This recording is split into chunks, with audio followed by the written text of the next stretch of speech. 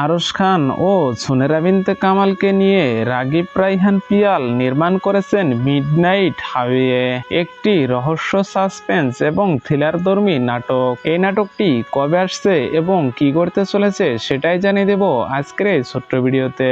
So বন্ধুরা, বেশি কথা না বলে চলুন শুরু করা যাক।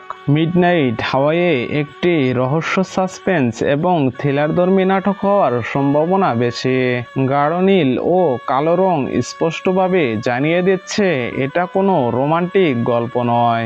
একটা নির্জন হাওয়াইয়ে গভীর রাত আর দুজন রহস্যময় মানুষ। একটা নির্জন হাওয়াইয়ে গভীর রাত আর দুজন রহস্যময় মানুষ। এই পোস্টারের ভেতরই লুকিয়ে আছে এমন কিছু ক্লু যা হয়তো পুরো নাটকের গল্পই বলে দিচ্ছে। মাঝখানের লম্বা হাওয়াইটি সম্ভবত পুরো গল্পের মূল প্রতীক। ধারণা মতে গভীর রাতে এই রাস্তায় ঘটে যাওয়া একটি ঘটনা দুই চরিত্রের জীবন বদলে দেবে। তাদের অতীতের কোনো গোপন সত্য, অমীমাংসিত রহস্য ধীরে ধীরে সামনে আসতে পারে। সব মিলিয়ে পোস্টারটি রহস্য, সাসপেন্স এবং বড় একটি টুইস্টের ইঙ্গিত দিচ্ছে। নাটকের মাঝের রাস্তায় নাটকের মূল আকর্ষণ হতে পারে।